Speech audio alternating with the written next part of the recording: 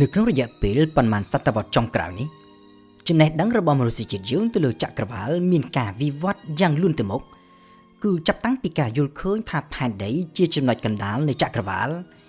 វិវត្តទៅដល់ការរកឃើញ Galaxy រាប់ពាន់លានដោយនៅក្នុង Galaxy នីមួយៗមានពេញទៅដោយផ្កាយដូចជាព្រះអាទិត្យរបស់យើងនេះរហូតដល់ទៅរាប់ពាន់លានឯណោះបាននិយាយអំពីចំនួនផ្កាយដ៏ច្រើនសន្ធឹកសន្ធាប់នៅក្នុងចក្រវាលរបស់យើងនេះ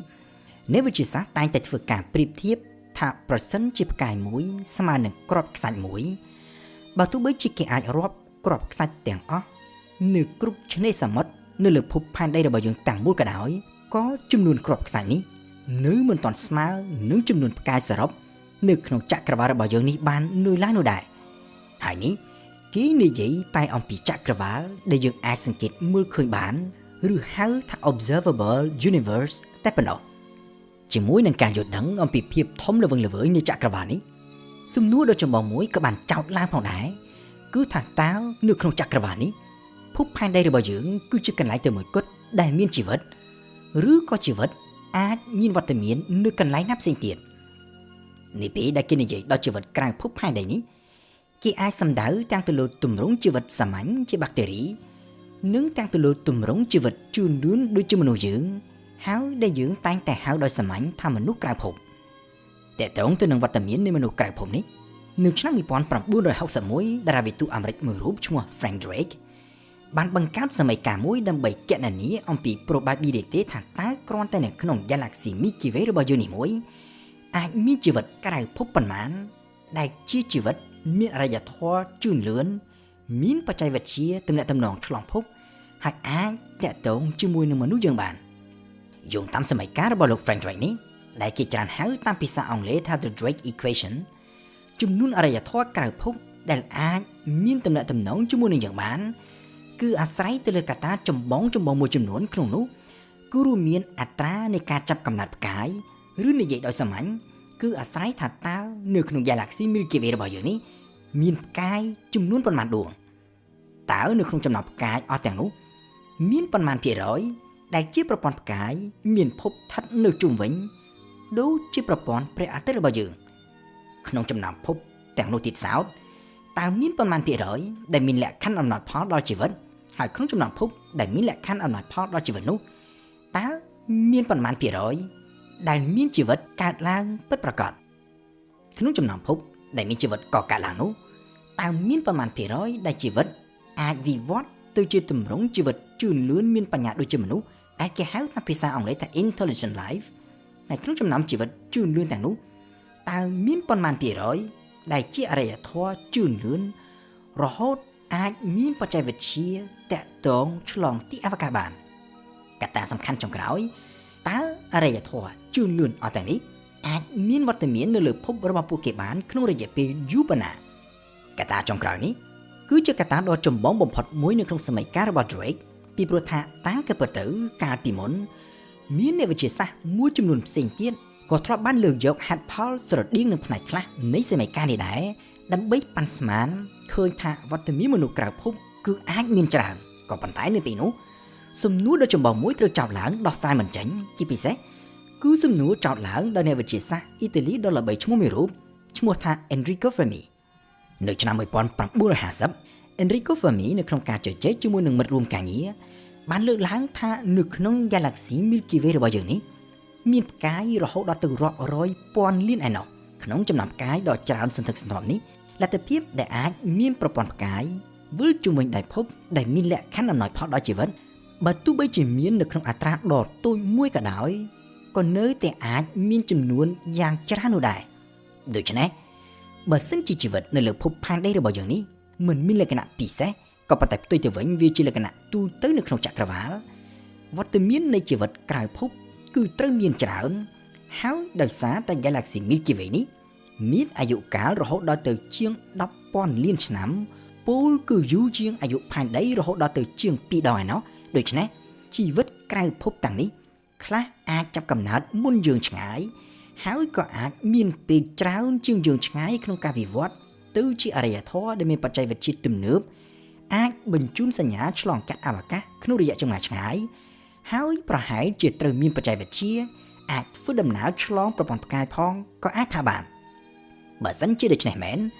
សំណួរដែលចាប់ឡើងថាតើហេតុអ្វីបានជាយើងមិនដែលឃើញមានភ័ស្តុតាងឬតម្រុយអ្វីសោះអំពីវត្តមាននៃមនុស្សក្រៅភពតើក្រៅពីមនុស្សយើងដែលនៅលើផែនដីនេះអ្នកផ្សេងទៀតនៅឯណាសំណួរនេះដែលត្រូវបានចប់ឈ្មោះថាជា Fermi Paradox ជាសំណួរដែលតាំងពីពេលនោះរហូតមកទល់នឹងពេលបច្ចុប្បន្ននេះគេនៅតែមិនទាន់អាចរកចម្លើយបានសមស្របណាមួយនៅឡើយក៏ប៉ុន្តែនៅក្នុងសម័យកាល Drake មានធាតុផ្សំចម្បងមួយដែលអាចជាគន្លឹះឆ្លើយទៅនឹងសំណួរនេះគឺថេរវេលានៃវត្តមានអរិយធម៌នីមួយៗនិយាយដោយសាមញ្ញគឺថាតើជីវិតក្រោយពីវិវត្តទៅជាអរិយធម៌ជឿនលឿនមានបច្ចេកវិទ្យាអាចតាក់ទងឆ្លងភពបានហើយតែអាចបន្តស្ថិតថេរនៅបានក្នុងរយៈពេលប្រហែលឆ្នាំតទៅមុខទៀតបើសិនជាអាចស្ថិតថេរបានក្នុងរយៈពេលខ្លី probability ដែលមនុស្សក្រៅភពអាចមានវត្តមានក្នុងអំឡុងពេលត្រួតគ្នាអាចតាក់ទងគ្នាក៏វាមិនអាចមានច្រើននោះដែរពីព្រោះថាលំហ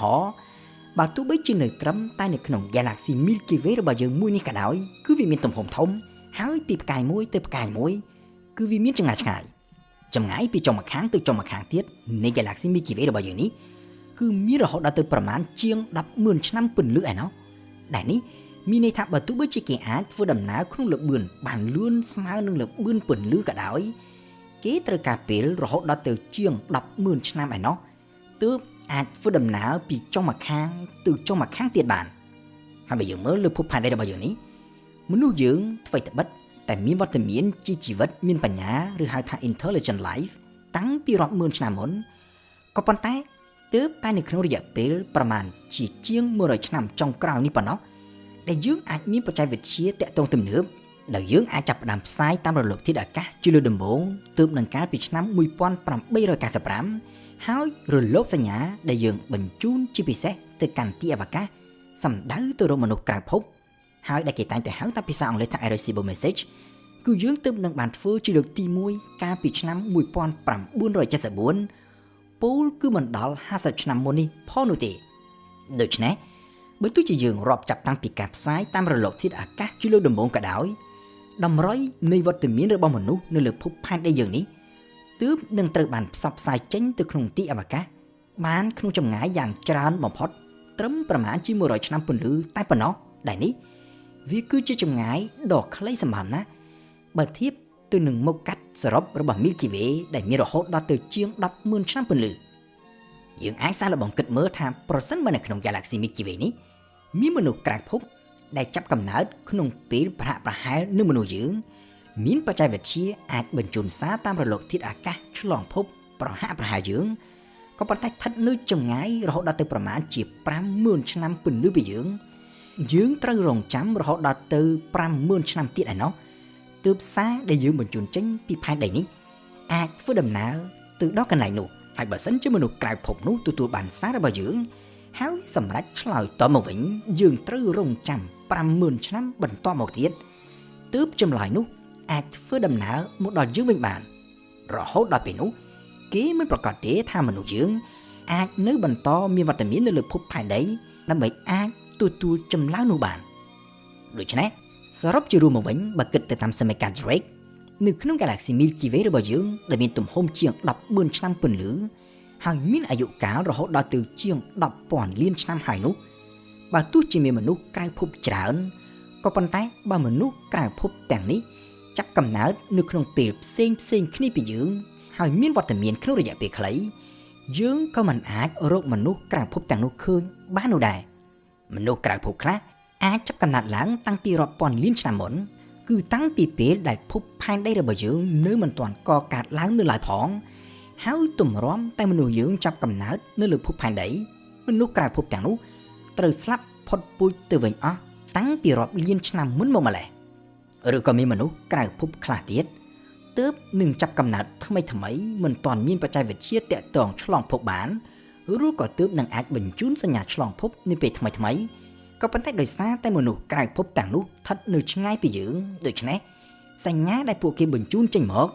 ក៏នៅមិនទាន់អាចធ្វើដំណើរមកដល់ផែនដីរបស់យើងនៅឡើយហើយទម្រាំតែសញ្ញានោះមកដល់មនុស្សយើង ក៏ប្រហែលជាលែងមានជីវិតរស់នៅលើភពផែនដីនេះតទៅទៀតហើយក៏អាចថាបាន